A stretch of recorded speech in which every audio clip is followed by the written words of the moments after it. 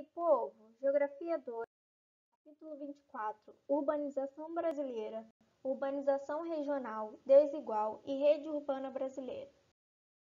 As regiões metropolitanas brasileiras. É preciso diferenciar o processo de urbanização do crescimento urbano, que ocorreu desde o surgimento das primeiras cidades. Mas qual é a diferença? O crescimento urbano ele ocorre à medida em que a cidade vai aumentando de tamanho, isto é, amplia sua malha urbana. O processo de urbanização é alcançado somente quando o crescimento populacional urbano passa a ser superior ao rural. Com o desenvolvimento industrial e consequente atração de um número cada vez maior de pessoas e capitais para as cidades, o crescimento da população urbana superou o aumento da população rural. Assim, pode-se dizer que a urbanização brasileira acelerada está diretamente relacionada à industrialização. Essa associação entre indústria e meio urbano é bastante comum, mas é preciso destacar que podem existir cidades ou mesmo países que foram urbanizados sem se industrializarem. Nos países periféricos existem diversos fatores repulsivos ligados fundamentalmente às condições de vida na zona rural e decorrentes, principalmente da concentração de terras, dos baixos salários e de falta de apoio técnico e financeiro. Dessa forma, ocorre uma grande transferência populacional para a zona urbana, notadamente para as metrópoles. A urbanização brasileira, no século XV, é a primeira metade do século XX, o período em que a economia nacional era dominada por atividades primárias, manteve-se relativamente estável, tendo em vista a quase inexistência de indústrias e pouca quantidade de serviços no país. Várias cidades surgiram e cresceram sem que, no entanto, houvesse um denso processo de urbanização. As maiores cidades eram as que concentravam os serviços primários exportadores. As bases da urbanização do país foram lançadas na década de 1940, com o desenvolvimento da industrialização acompanhando uma tendência mundial de íntima relação entre indústria e cidade. Assim, o processo de urbanização brasileira esteve associado à dinamização da economia urbana, como início no surgimento da indústria, na expansão do trabalho assalariado e na ampliação do mercado consumidor. Apoiou-se, então, os fatos ocorridos no século XIX, com a construção de ferrovias e a ocupação de território com a produção cafeeira e a colonização europeia no sul. Além disso, a abolição da escravatura fez com que as pessoas que antes eram escravizadas saíssem do campo e se dirigissem às cidades em uma tentativa de encontrar moradia e trabalho. Os capitais provenientes da exportação do café, os mais volumosos das economias exportadoras, concentraram-se primeiramente no Rio de Janeiro, que era a capital do país, e mais tarde em São Paulo, gerando nessas cidades forte dinamismo e diversificação econômica. Por outro lado, apesar de o café ter sido responsável pelo surgimento de muitas cidades, somente com a industrialização no século XX, o meio urbano atraiu um número considerável de pessoas, movimento conhecido como êxodo rural. Com isso, a população urbana passou a crescer mais do que a população rural. Com a urbanização, as atividades do setor terciário foram surgindo nas cidades para atender a nova dinâmica dos setores industriais e das classes trabalhadoras urbanas. Serviços como bancos, escolas, hospitais, escritórios de diversas funções remodelaram a paisagem, modificando as relações sociais e costumes da população.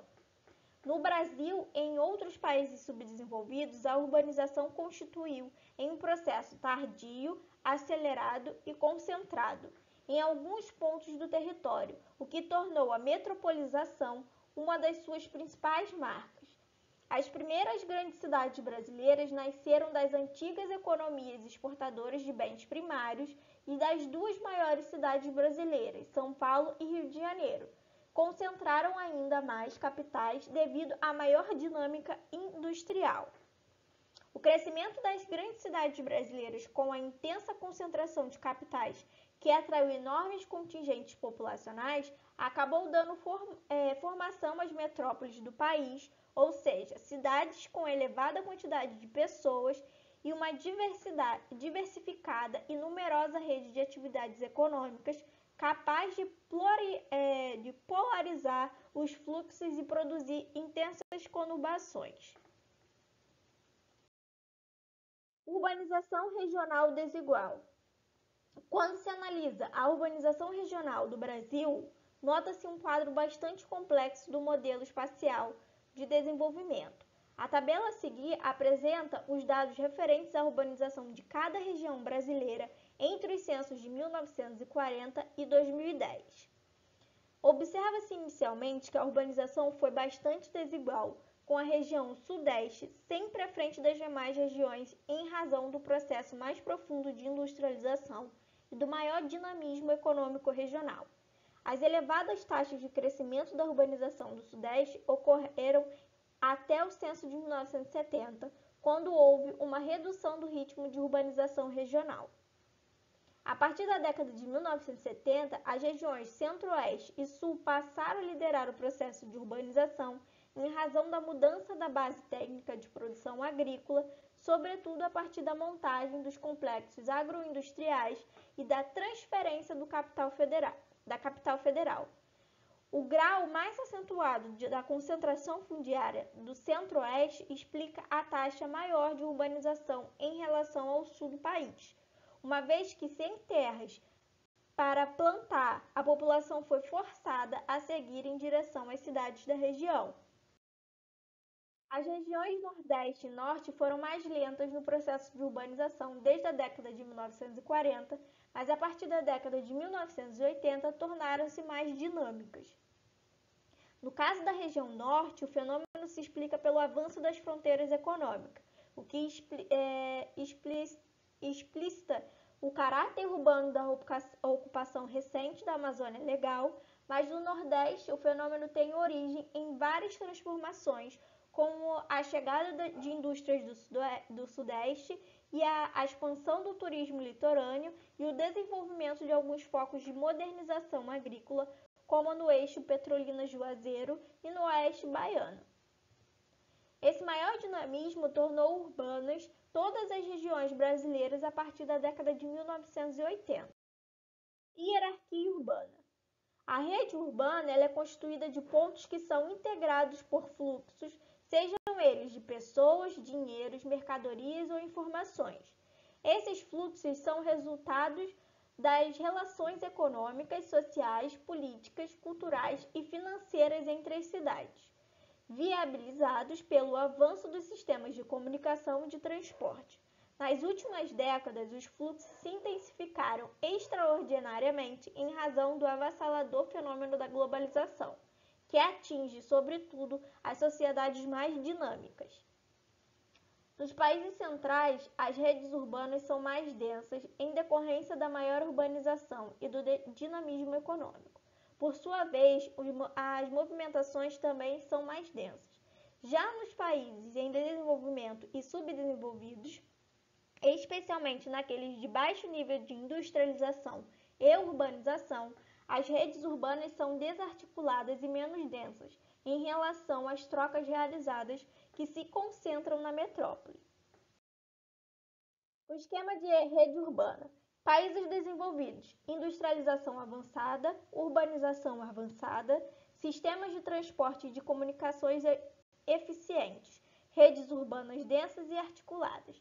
Já nos países subdesenvolvidos, pouco ou nenhuma industrialização, urbanização incompleta, sistema de transporte e de comunicações deficientes, redes urbanas desarticuladas e cidades dispersas no território. O desenvolvimento da rede urbana é também o efeito do desenvolvimento da divisão econômico-espacial, segundo o qual as cidades passam a cumprir funções variadas no conjunto da rede. A questão é que nem todos os núcleos urbanos apresentam o mesmo dinamismo, já que a expansão econômica pelo espaço não ocorre de forma homogênea. Chega-se, portanto, ao conceito de hierarquia urbana, segundo o qual as cidades que possuem mais importância dentro de uma rede, ou seja, maior poder de polarização. Essa hierarquia está associada à influência ou à dependência dos centros urbanos, em relação aos outros, com o apoio no papel de que cada núcleo urbano exerce na rede. Quanto maior for o número e a quantidade das funções que o núcleo exerce, maior será o seu poder de influência. Por exemplo, Paris está no topo da hierarquia urbana francesa, porque reúne grandes números de funções de alto nível, o que torna capaz de comandar toda a rede nacional. No caso brasileiro, a cidade de São Paulo ocupa essa posição, pois é considerada capital do capital em território nacional. Articulação da rede urbana. Os estudos das articulações da rede urbana constituem algo essencial na atualidade, pois com o desenvolvimento de novas tecnologias de transporte e comunicação, o modelo de articulação foi alterado profundamente. No modelo clássico, modelo industrial, a articulação entre as cidades ocorria de forma rígida. Já no modelo atual, modelo informacional, a articulação é marcada pela flexibilidade, como se pode observar no esquema a seguir. A rigidez tende a ser flexibilizada à medida que o desenvolvimento meio técnico, científico e informacional ocorre. No caso brasileiro, esse fenômeno aconteceu a partir da década de 1970, devido ao avanço infraestrutural e informacional registrado no país. A rede bancária brasileira, por exemplo, foi integrada online já no início dos anos de 1970. Modelo industrial clássico. Modelo informacional atual. Cidades globais brasileiras. Cidades globais são definidas pelo seu nível de inserção na economia globalizada. Nelas concentram-se serviços financeiros de alta administração por meio de um complexo do meio técnico, científico e informacional. Como reúne as sedes das corporações financeiras e das empresas transnacionais, constituem centros de tomada de decisões. A produção industrial não possui grande importância para a definição dessas cidades, mas sim os serviços modernos compostos pelo setor quaternário, alta administração pública e privada, serviços de altas finanças. Atualmente, afirma-se que há uma rede global de cidades em que as cidades globais estão no topo dessa rede, comandando as diversas faces do processo de globalização. Portanto, a Global City são pontos nodais informacionais essenciais nesse novo cenário urbano. As cidades de São Paulo e Rio de Janeiro enquadram-se nessa definição, mas em classificações diferentes. São Paulo, por possuir o maior mercado financeiro do país, um grande número de sedes de empresas transnacionais, uma extensa e complexa rede de serviços especializada e força de trabalho no setor quaternário de elevada qualificação, tem grande poder de influência sobre o Brasil e é classificada como cidade alfa, ou seja, pertencente ao grupo de 40 cidades do planeta mais conectadas e importantes. A cidade do Rio de Janeiro é classificada como beta, grupo de importantes cidades globais que fazem a articulação de sua região na economia global. Entretanto, a comparação à cidade de São Paulo, o Rio de Janeiro, está em um patamar inferior. A evolução da rede urbana brasileira. Depois de estudar alguns conceitos que envolvem a questão urbana, é possível analisar o desenvolvimento da rede urbana brasileira a partir dos seus primórdios. Na fase colonial, as primeiras vilas e os raros centros urbanos se desenvolveram atrelados às economias exportadoras e às poucas atividades econômicas com base no mercado interno, a exemplo da pecuária. Como a maior parte da economia colonial era de caráter exportador, as redes urbanas se desenvolviam isoladas entre si, articulando o interior ao litoral.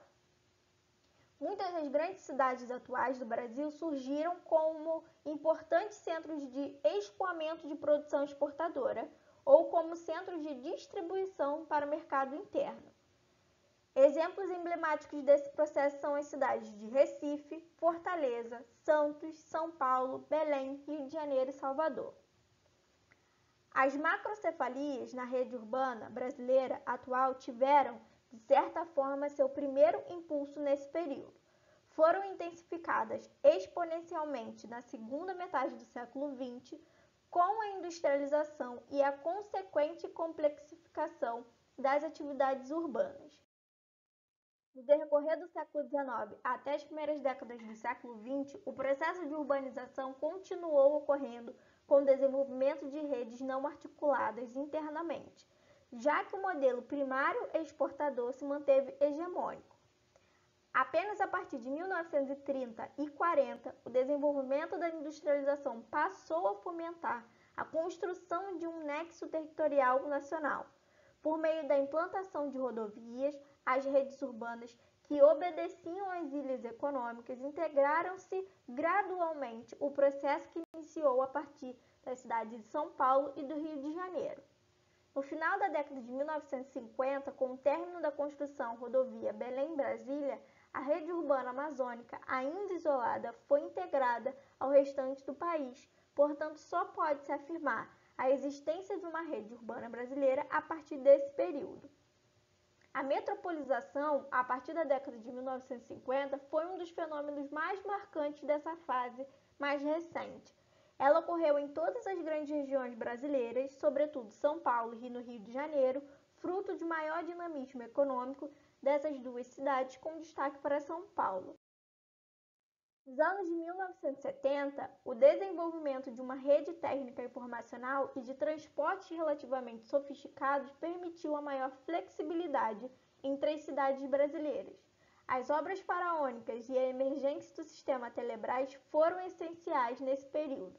Na Amazônia, principalmente na fração oriental, ocorreu ainda a mudança do padrão de distribuição da rede urbana, que anteriormente se desenvolvia no eixo fluvial e, a partir desse período, estabeleceu-se ao longo do eixo rodoviário.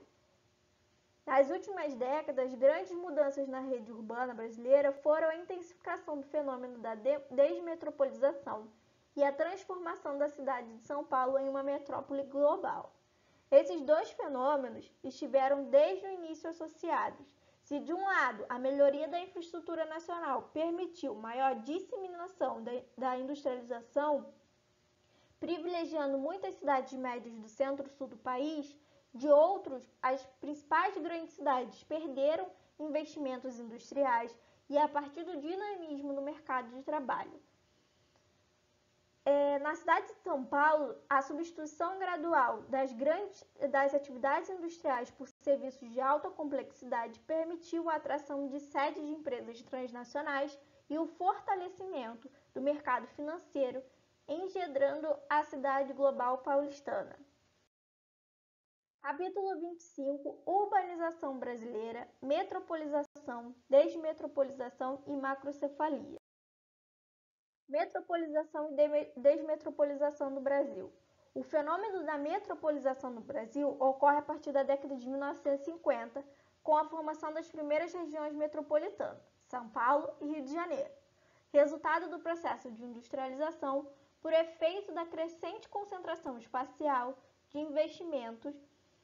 A metropolização nessas duas regiões foi a maior ocorrida no país. De acordo com o IBGE, as regiões metropolitanas, São Paulo e Rio de Janeiro, elas agrupam cerca de 16% da população brasileira, o que evidencia um elevado percentual, principalmente levando em conta o tamanho do território nacional. O desenvolvimento de outras numerosas metrópoles em todas as grandes regiões brasileiras se deu a partir de 1970, mostrando que o fenômeno da metropolização é uma das principais características da urbanização brasileira, como observamos no capítulo anterior.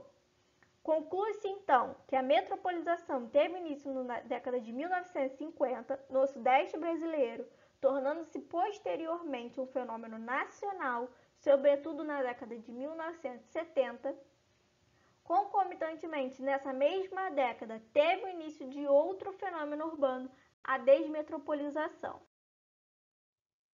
Esse fenômeno ele se caracteriza pela redução do ritmo do crescimento da população das regiões metropolitanas e está relacionado a diversas razões, como a desconcentração industrial verificada nas últimas décadas e a redução da qualidade de vida nas grandes cidades e a redução.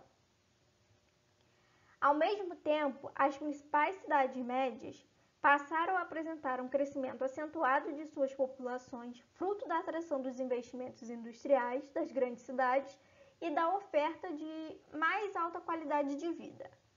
A desmetropolização ela vem ocorrendo especialmente no sudeste do país, mas já se verifica em outras regiões, como no sul do Brasil. Cumpre lembrar que o processo de metropolização continua ocorrendo até porque o crescimento mais acentuado das principais cidades médias tem gerado novas regiões metropolitanas, como Campinas e Baixada Santista.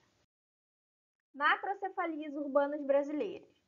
As macrocefalias urbanas no Brasil são bastante acentuadas, tal qual ocorre na maioria dos países em desenvolvimento. Como já visto, um dos casos mais emblemáticos é o do Rio de Janeiro, por conta do interior do estado do Rio, historicamente possui menor dinamismo. A maior parte do PIB estadual é produzida na região metropolitana. Cerca de 70% das oportunidades de emprego e dos serviços se encontram na capital e nas cidades polarizadas, o que explica os 75% da população na região metropolitana. Em outros estados da Federação Brasileira não é muito diferente. O Rio Grande do Sul possui cerca de 11 milhões de habitantes, 497 municípios e a região metropolitana de Porto Alegre tem aproximadamente 4 milhões, ou seja, 36% da população. As macrocefalias também podem ocorrer em países desenvolvidos, embora raro, já que os recursos são normalmente melhor distribuídos pelo território. No Brasil, as políticas de desenvolvimento experimentaram um relativo fracasso ao tentar evitar a excessiva concentração econômica, a falta de recursos, a baixa eficiência na utilização dos mesmos em função das precárias políticas e ações de planejamento urbano e as intervenções equivocadas do poder público contribuíram para esse quadro, trazendo enormes problemas de gestão nas regiões metropolitanas. A rede urbana brasileira ela tornou-se mais densa e complexa nas últimas décadas, mas esse fenômeno consolidou-se apenas nas regiões sul e sudeste. Nas demais regiões, o número de cidades ainda é reduzido, como é o caso do Nordeste, ou a rede está em processo de consolidação, como no Centro-Oeste e no Norte. A hierarquia urbana, segundo estudos do IBGE 2008, é composta da seguinte forma: metrópoles compõem com 12 maiores centros urbanos do Brasil, com grande poder de influência direta e fortes articulações entre si. Estão divididas em grandes metrópoles global, metrópole nacional e metrópole regional, levando em consideração o grau de articulação e o tamanho. Capital regional são 70 centros com capacidade de gestão no nível inferior aos da metrópole, exercendo influência regional e relacionando-se intensamente com as metrópoles. Centro subregional são 169 centros com serviços de menor complexidade. Sua área de influência é bem mais reduzida e limita-se à sua própria rede. Articulam-se externamente apenas com as 3 metrópoles nacionais. Centro de zona são 556 cidades de pequeno porte, exercendo influência em suas áreas imediatas e com funções básicas de gestão. Centro local são os demais municípios do país, influência deles não ultrapassa os limites municipais. E é isso, povo. Dúvidas, escrevam nos comentários e até o próximo vídeo.